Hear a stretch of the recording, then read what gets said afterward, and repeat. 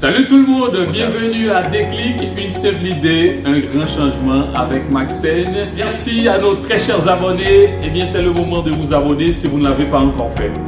N'hésitez pas à faire valoir vos commentaires et suggestions à travers cette adresse. On est très heureux de vous retrouver cette semaine. Eh bien, on va vous parler de quelque chose aujourd'hui que vous utilisez tous les matins, tous les soirs. Il sera question de la pâte dentifrice. Allez, Déclic, c'est parti. La pâte dentifrice ou le dentifrice, aussi appelée pâte à dents au Canada francophone, est une pâte appliquée sur une brosse à dents pour le nettoyage des dents. Il est un complément au brossage qui peut se faire sans dentifrice. Celui-ci est secondaire comparé à l'action mécanique du brossage sur la santé bucco-dentaire. Soulignons que le terme dentifrice vient du latin dentifricum, de dent, dentis, la dent, et fricare, frotter. La première référence à une forme de dentifrice se trouverait dans un manuscrit égyptien datant du IVe siècle avant Jésus-Christ, qui mentionne un mélange à base de sel, de poivre, de feuilles de menthe et de fleurs d'iris. Les Égyptiens de l'Antiquité, eux, employaient un mélange de cendres et d'argile.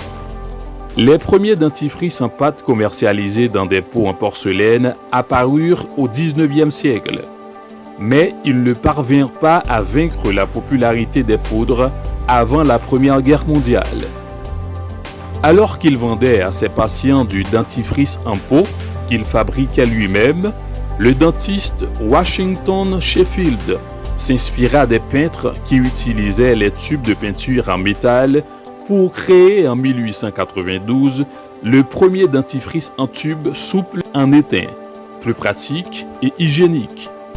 Samuel Colgate reprit l'idée de Sheffield pour produire en masse et vendre en 1896 à New York le premier tube de dentifrice souple que l'on connaît aujourd'hui. Voyez-vous, désormais, vous n'utiliserez plus vos pâtes dentifrice de la même manière.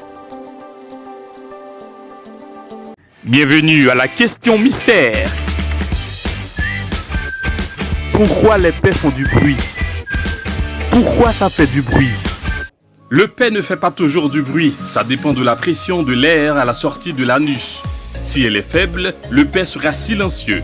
Si elle est plus forte, la peau autour de l'anus va vibrer, ce qui fait vibrer l'air et un son se produit. Merci de votre attention. À très bientôt.